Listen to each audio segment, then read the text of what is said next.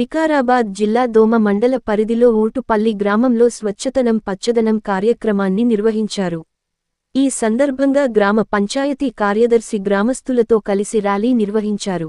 అనంతరం ఆయన మాట్లాడుతూ ప్రతి ఒక్కరూ పరిశుభ్రతను పాటించాలని అదేవిధంగా పచ్చదనం పెంపొందించేలా చర్యలు చేపట్టాలని సూచించడం జరిగింది. ఈ కార్యక్రమంలో మహిళా సంఘాల సభ్యులు గ్రామస్తులు తదితరులు పాల్గొన్నారు. ప్రతి గ్రామంలో అనగా మన ఊటుపల్లి గ్రామ పంచాయతీలో ఈరోజు నుంచి అనగా మన ఆగస్టు 9 తారీఖు వరకు స్వచ్ఛదనం పచ్చదనం అనే కార్యక్రమాన్ని నిర్వహించాలని చెప్పేసి రాష్ట్ర ప్రభుత్వం ఆదేశించింది మన పంచాయతీరాజ్ గ్రామీణాభివృద్ధి శాఖ.